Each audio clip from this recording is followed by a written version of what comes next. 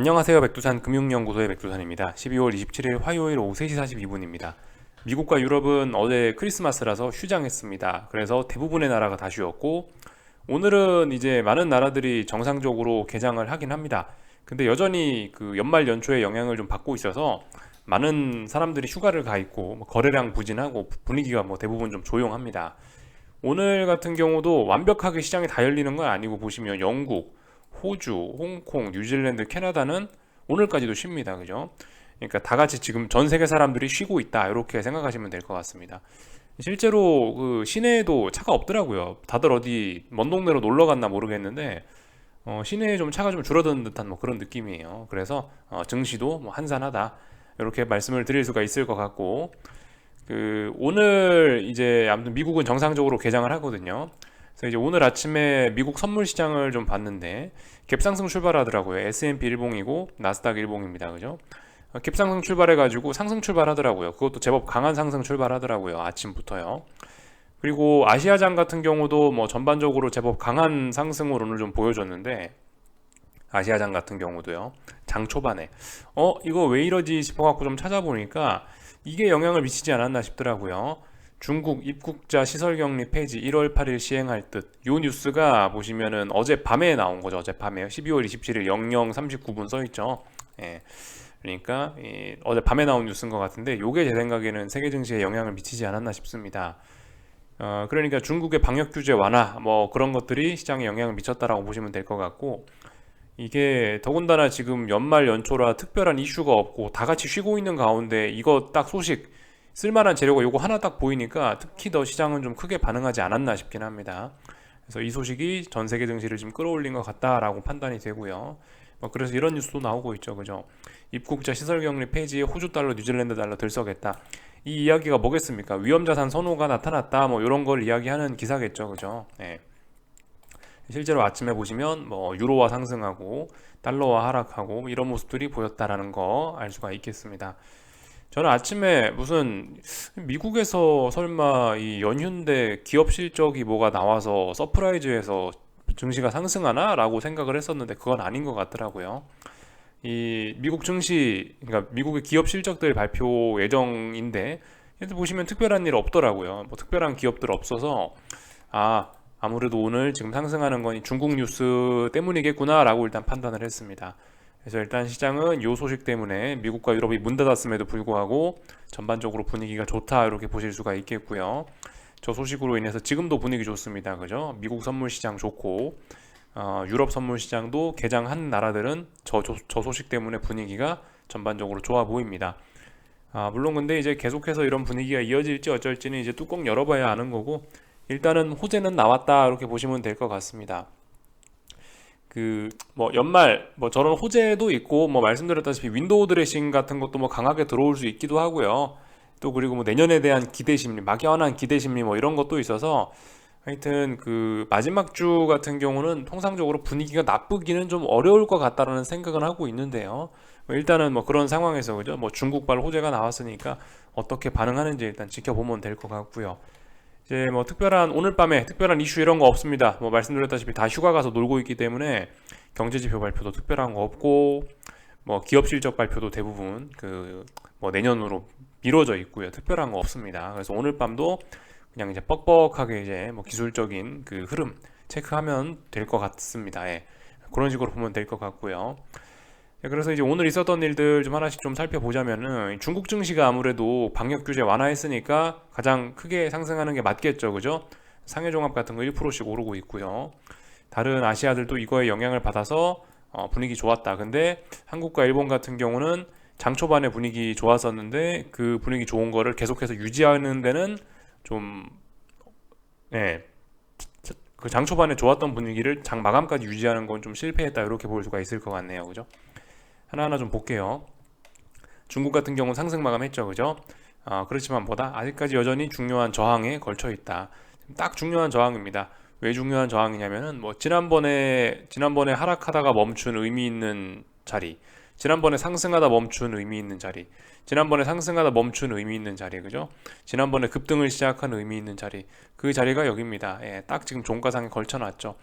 이 선을 넘기 전까지는 아직까지는 반등시 매도 전략 충분히 가능합니다. 그죠? 일단 그런 소식이 나와서 중국 증시 상해 종합이 강하게 상승을 했고요. 그래서 위안화 같은 경우도 이렇게 강세 흐름이 나타나고 있습니다. 그렇지만 이제 계속해서 위안화가 강세로 갈 거면은 아래에 있는 어딘가 지지선을 붕괴시켜야겠죠. 근데 일단 누가 봐도 지지선을 붕괴시키지는 않았습니다. 그러니까 일단 계속해서 일단 아직까지는 박스권이죠. 그죠? 돌파 한창 해야 넘어간다. 붕괴돼야 아래로 간다라고 볼 수가 있겠습니다. 그죠? 박스권이니까 뭐 굳이 뭐 어떤 이야기를 하진 않을게요. 하여튼 이런 모습이다 체크를 했고요. 일본 같은 경우도 뭐 중국발 호재에 상승 출발을 하긴 했는데 오늘 좀 이 끝까지 그거 유지를 하진 못하고 상승폭 유지를 하진 못하고 갭상승했다가 밀리는 모습 나타났죠. 그죠? 중요한 자리입니다. 요 장대음봉의 종가 자리, 이런 자리는 중요한 저항이 될 수 있는 그런 자리죠. 중요한 저항에 도전했다가 일단 장대음봉으로 밀리긴 했습니다. 그래서 뭐다? 일단 계속해서 반등시 매도 전략 할 수 있다, 이렇게 보실 수가 있겠고요. 뭐 특별히 이상한 건 없는 것 같고요. 한국 증시 같은 경우는 오늘 그래서 뭐 분위기가 좋긴 좋았는데 일단 대형주 삼총사들은 별로 힘을 못 썼습니다. 이런 점들 때문에 오늘 증시가 뭐 급등하거나 상승폭을 유지시키는 데는 실패했다라고 보고 있습니다. 그죠? 지수가 강하게 올라가려면, 시장이 강하게 올라가려면 대형주들이 힘을 써줘야 되는데 우리 대형주 삼총사가 이게 셋 다 지금 맛이 좀 갔죠. 그죠? 오늘 별로 강한 모습을 안 보였죠. 예. 그렇기 때문에 한국 증시도 장중에 강하게 올랐었으나 뭐 상승을 유지하는 데는, 그 상승폭을 유지하는 데는 어려웠다, 이렇게 볼 수가 있겠습니다. 삼성전자 잘 빠지고 있고요. 뭐 빠지는 도중에 반등 나왔다고 보시면 되겠고, 하이닉스도 뭐 갭상승 출발했다 음봉 마감했으니까 저항을 누적시켰구나 할 수 있겠고, 어디에서도 지지력은 안 보이는 겁니다. 그죠? LG에너지솔루션도 이게 뭐 지지력을 보인다 그렇게 이야기할 수 없죠. 이 LG에너지솔루션 같은 경우는 이제 47만 원이 중요한 어떤 지지선이었는데 47만 원이 붕괴가 되고 나서 지금 47만 원 한번 터치하러 위로 올라올 만 하거든요. 중요한 지지선 붕괴시켰으면 이 반등 한 번 정도 기대할 수 있기도 합니다. 뭐 제 생각엔 그래요. 47만 원 부근을 한 번쯤 터치는 해줄 수 있다고 생각하는데 일단 뭐 터치도 못하고 있습니다. 계속해서 줄줄줄 빠지고 있으니까 이런 거를 강하다고 할 수 없고 지지력이라고 이야기할 수도 없죠. 그죠? 잘 빠지고 있다. 이런 친구들이 약했으니 코스피는 좀 서운했겠구나 생각할 수 있겠습니다. 사실 오늘 좀 굉장히 좀 놀라긴 했어요. 근데 아침에 이제 이거 세 종목을 봤는데 굉장히 약했단 말이죠. 근데 그럼에도 불구하고 코스피가 굉장히 강해서 다소 좀 놀라긴 했습니다. 그러니까 오늘 같으면 이제 이렇게 보시면 되겠죠. 저 대형주 세 종목이, 저 한국을 코스피를 대표하는 저 세 종목이 저렇게 약했는데도 불구하고 코스피가 이렇게 강하게 올랐으면 오늘 중소형주들은 엄청 좋았겠구나라고 생각할 수가 있겠습니다. 상승 종목수 많았겠다라고 생각할 수 있겠고요. 그래서 오늘 보시면 상승 종목수 665종목, 그죠? 코스피에서 이 정도면 굉장히 많은 거죠. 굉장히 준수한 상승장이었고요. 이런 날 같은 경우 삼성전자와 하이닉스, 뭐 LG에너지솔루션이 힘을 못 쓰는 이런 날에 지수가 상승했으면은 다른 종목들 분위기는 정말 뜨거웠을 겁니다. 아마 개인들 입장에선 산타가 온 거와 같은 그런 느낌을 받았을 거라고 생각을 해요. 그래서 뭐 하여튼 뭐 그 지수가 상당히 좀 많이 올랐고, 그 삼성전자나 하이닉스 이런 꼬라지를 보면은 그런 거에 비해서 좀 많이 올랐고, 그 덕분에 중소형주들이 좀 신나는 모습을 보이긴 했는데, 네, 일단 그래도 반등시 매도 전략이 맞다. 아직까지는 이거 뭐 반등에 불과하다, 이런 거죠. 그래서 코스피 같은 경우는 선물 300짜리를 이제 계속해서 테스트를 하고 있는데, 일단은 지금 당장 이제 글로벌 증시 분위기 나쁘지 않고, 뭐 중국에서 호재도 들려오고, 뭐 크리스마스 뭐 연휴 분위기도 뭐 있고, 그러니까 이래저래 나홀로 300을 붕괴시킬 수는 없지, 그러면서 반등을 하는 그런 듯한 느낌입니다. 그래서 오늘까지 이렇게 상승을 하면서 물론 반등시 매도 전략은 여전히 지속하면 되긴 되는데, 이제 문제는 이제 이 급락 준비했던 게 이제 다시 말짱 도루묵이 됐죠. 그래가지고 지금 풋옵션들을 보시면은 이제 어제까지만 해도 이제 눌림의 관점으로 볼 수 있었는데, 오늘 보시면 다시 한번 박스 하단까지 내려오고 5일선도 붕괴시키고 뭐 이런 모습들 보였으니까 급락 준비는 또다시 물 말아 먹었죠. 그죠? 급락 준비 잘 해놨었는데 뭐 당연히 뭐 전 세계 증시가 뭐 그러고 있으니 급락을 하진 못했고, 이렇게 보시다시피 급락 준비가 다시 뭐 없던 일로 됐다, 이렇게 보시면 되겠습니다. 그래서 이제 앞으로 보셔야 되는 건 이제 풋옵션들이 이제 죽을 수 있는지 아니면 역시 다중바닥형을 또 만들면서 한 달째 버티고 있는데 여기서 더 버틸 수 있을지 이런 여부들 보시면 되겠습니다. 이 정도를 보면은 될 것 같고요. 뭐 코스닥 같은 경우도 뭐 대충 보셔도 이것도 뭐 반등이 매도 전략이죠, 그죠? 특별히 이상한 거 없고요.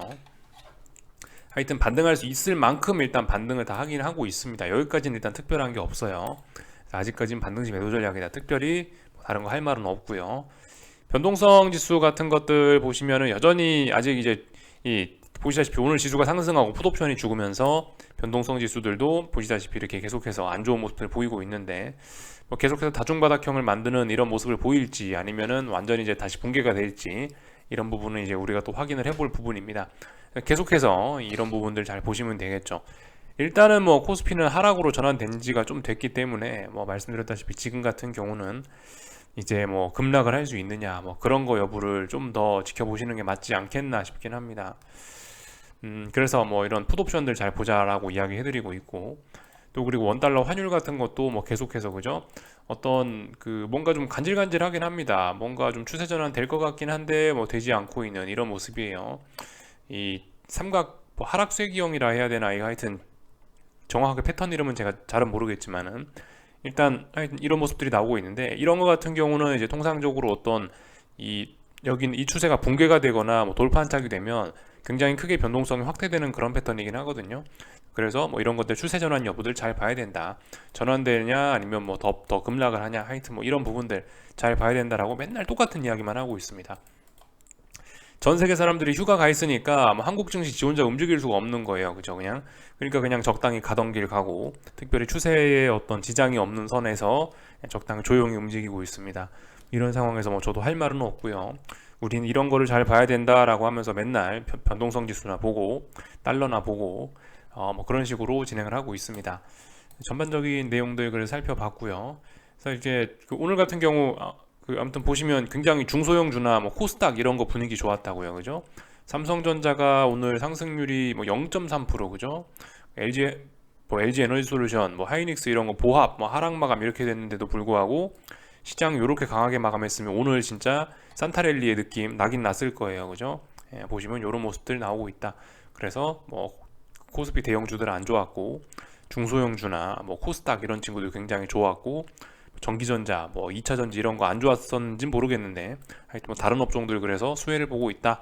요 정도 보시면 되겠습니다. 근데 오늘의 흐름이 뭐 내일까지 갈지 어쩔지는 알 수 없는 거고 일단 오늘은 이렇게 마감됐다까지만 보고 넘어가면 될 것 같습니다. 그래서 뭐 다른 건 할 이야기 없고요.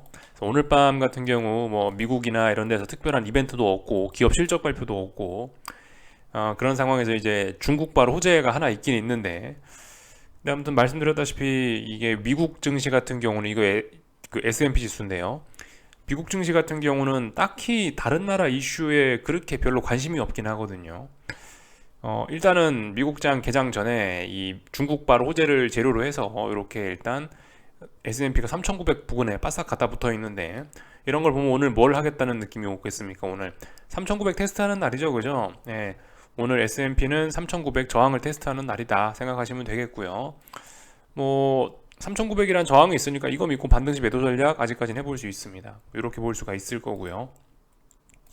나스닥 같은 경우는 뭐 계속해서 이 마디 안에 있죠, 그죠? 변동성이 커가지고 이 마디를 하루 만에 막 움직이고 이러고 있는데 오늘은 일단 분위기 좋으니 11,250까지 일단 뭐 상승할 수도 있겠구나. 11,250 넘지 못하면 반등시 매도 전략이다, 그죠? 계속해서 뭐 그런 이야기들. 하여튼 나스닥은 지금 뭐 하고 있냐? 전저점 테스트를 사실상 벌써 하고 있다라고 생각하시면 됩니다, 그죠? 뭐 10월 14일, 뭐 11월, 하여튼 뭐 10월 중순, 11월 초 이렇게 만들어놨던 이 지난번 바닥자리들 여기에 대한 테스트를 지금 벌써 하고 있는 거예요, 지금. 그러니까 일단 나스닥 같은 경우 굉장히 약하다. 근데 뭐 말씀드렸다시피 오늘 밤에 당장 무슨 재료가 있는 것도 아니고 뭐 그런 상황입니다. 그래서 그냥 일단 차분하게 이 저 싸움을 지켜보시면 될 것 같다. 뭐 지가 힘이 있으면 넘어가겠죠, 그죠? 힘이 없으면 못 넘어갈 거고요. 이렇게 보시면 될 것 같고요. 맨날 드리는 이야기입니다, 그죠? 뭐 변동성 지수들이 이 바닥을 잘 지키면서 살아날 수 있는지 픽스 지수인데요. 지금 이제 언제야? 11월 말쯤부터 해가지고 특정 자리에서 여기에서 계속 박스 왔다 갔다 하면서 여기서 지금 이 바닥을 확인하고 있는 과정이라고 일단 보이는데요. 오늘 밤 아무래도 일단 증시가 분위기가 좋으니까 다시 한번 아래쪽으로 또 테스트를 하겠죠, 그죠? 그래서 하여튼 이런 테스트 과정들, 빅스가 죽나 안 죽나 굉장히 중요한 포인트입니다. 이런 것도 잘 보셔야 되겠고. 또 그리고 뭐 계속해서 말씀드리지만 달러 인덱스 같은 경우도 지금 이 원달러 환율과 비슷하게 이렇게 약간 삼각 수렴형 뭐 이런 모습인데요. 뭐 삼각 쐐기형 뭐 이런 모습인데 하락 쐐기형 뭐 이런 네, 그러한 패턴들의 모습인데 잘 봐야 되겠죠, 그죠? 오늘 이제 중국에서 어떤 호재가 나왔으니까 아무래도 달러가 약세로 전환될 수 있는 그런 재료이죠, 그죠? 달러 약세 요인이죠, 그죠? 그런 약세 요인을 갖고 일단 하락하고 있다. 지금은 하락하고 있는데 그런 재료에도 불구하고 이 달러가 이런 식으로 해서 다중바닥형을 만들어낼 수 있는지 이런 여부들 잘 확인하시면 되겠죠, 그죠? 그래서 계속해서 말씀드리지만 어떤 추세 전환 가능성 잘 봐야 된다라는 거 보시면 되겠고요. 계속해서 뭐 이런저런 소식들이 나오는데도 불구하고 이 달러가 아래쪽으로 좀 가야 될 때긴 한데 이런저런 소식들로 인해서요. 근데 달러가 못 가면 어떻게 되겠어요? 그럼 다시 반대로 가는 거거든요. 지금 달러가 아래쪽으로 이렇게 갈 만한 재료들이 겉으로 보이는 재료들이 사실 되게 많긴 많단 말이죠. 이렇게 아래로 가는 재료가 지금 생각해 보시면 긴축 속도 조절론 있었죠. 긴축 속도 조절론. 이건 이제 재료 노출된 거니까 이제 뭐 시장에 반영된 거라고 생각하고 또 그리고 그 얼마 전에 BOJ에서 매파적으로 어쩌고 저쩌고 했죠. 이것도 달러 약세 요인이고 그리고 이제 중국의 리오프닝 이런 것도 달러 약세 요인인데 지금 이래저래 지금 전부 다 지금 달러 약세 요인만 줄줄이 나오고 있거든요. 근데 이제 이런 요인에도 불구하고 달러가 이쯤에서 빨리 아래쪽으로 못 가면은 이건 다시 틀어진다 이렇게 생각하실 수가 있겠습니다. 지금 달러는 약세로 갈 분위기를 타긴 탔어요, 그죠? 그리고 지금 뭐 딱히 증시가 급락하고 있는 것도 아니고 증시 분위기 뭐 그럭저럭 뭐 잘 버티고 있단 말이죠. 그러니까 이 달러가 약세로 전환될 만한 이런 분위기는 있어요. 근데 이런 분위기 탔을 때 빨리빨리 아래로 가야죠, 그죠? 근데 아래로 못 가면 뒤집어진다. 그래서 계속해서 말씀드리는데 지금 이제 어떤 자리에서 지금 오랫동안 어떤 하방 경직성을 지금 테스트하고 있는 그런 과정이거든요. 지지력 테스트하고 있는 그런 과정. 이런 과정을 잘 보면서 우리는 뭐 추세 전환 될 수 있는지 뭐 이런 것들 지켜보시면 되겠습니다. 뭐 맨날 했던 이야기죠, 그죠? 이런 것들 보시면 되겠고 애플까지도 뭐 잘 보셔야 되겠죠, 그죠? 애플이 130이 오타 났네요. 애플이 이제 130을 붕괴하느냐 마느냐가 중요합니다, 그죠? 130이라는 자리는 여기 전저점 자리 여기 6월 중순에 만들었던 이 자리인데요. 이 자리가 지켜지냐 안 지켜지냐 지금 그 싸움 하고 있습니다. 물론 이 지금 분위기는 일단 뭐 나쁘지 않아요. 지금 당장 이게 붕괴될 그런 분위기는 아니죠, 그죠? 네, 지금 그런 분위기는 아니고 하여튼 근데 이 자리 싸움 잘 보셔야 된다. 그래서 계속해서 말씀드리지만 빅스, 달러, 애플 얘네 3종 세트 분위기 잘 보셔야 된다라고 이야기해드리고 있습니다. 뭐 그래서 여기까지 하겠습니다. 궁금한 거 리플 남겨주시고요. 또 내일 아침에 뵙도록 하겠습니다. 여기서 마치겠습니다.